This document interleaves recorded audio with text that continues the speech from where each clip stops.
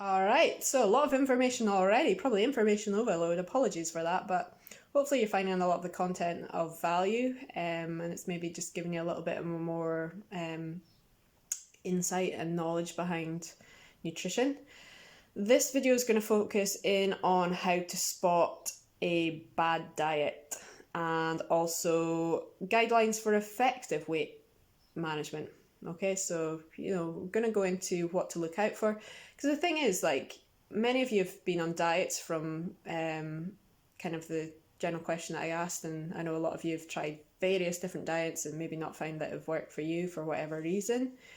But there'll be aspects of these diets that you've tried that maybe you have actually really enjoyed and you've really liked. And it's about maybe using some of the strategies from them to help kind of focus in on a plan that'll work for you, that you know that you can stick to. Because as I said, that's my key for you guys, is something that you can stick to and something that you can maintain over a long period of time, and that it's going to optimize the health for you as well. So I think as well, for me, the key thing is having a little bit of what you enjoy and not being so restrictive and not having that guilt around food, basically.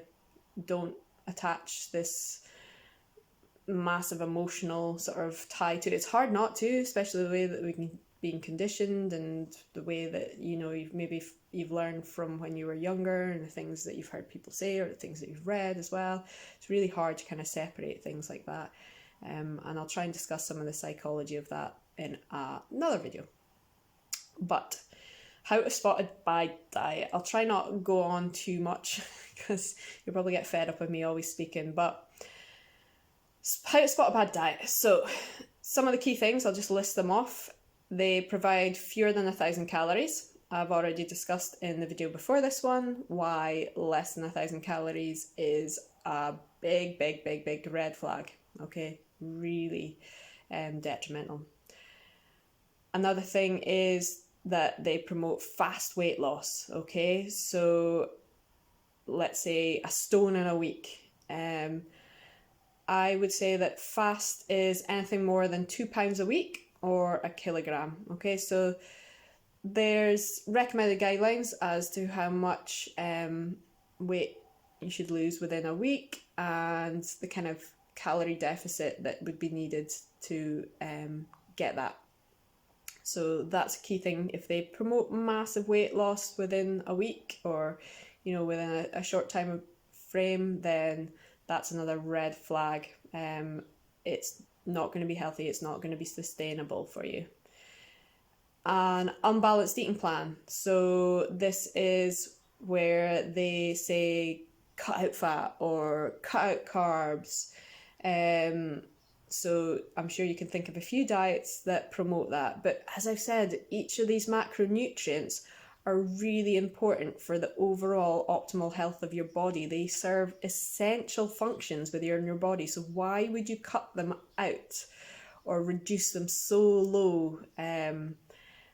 Because then that's when things start to go wrong with the body. And this is where you have all these digestive problems, health problems, mood problems as well, and tiredness and fatigue and headaches and so watch out for these.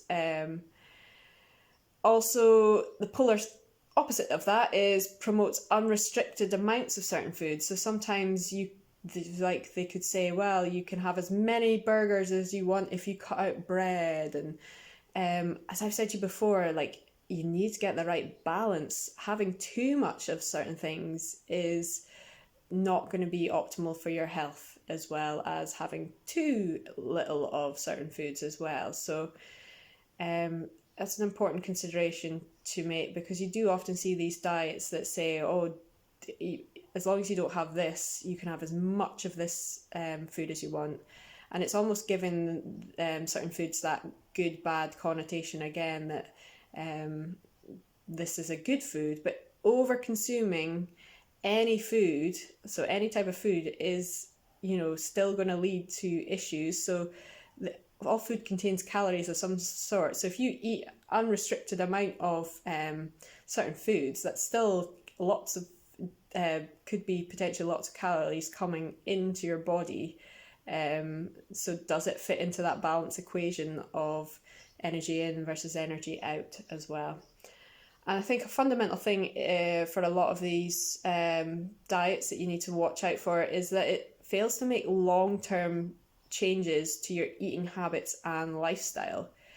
Because at the end of the day, could you forever be on these diets, shall we say, that you go on? In the long term, you've eventually got to step away from them and be able to function in your daily life and your daily habits and your lifestyle. But if they've not taught you the education around food and around nutrition and the importance of having nutrient dense food and variety and balanced meals, it can affect your mindset, and you can have this unhealthy relationship with food. And as I said before, that cycle of binging because you've been so restrictive on your food before, and it's, you end up ballooning again with your weight, and it doesn't serve what your main goal was in the first place. So just be aware of that, okay?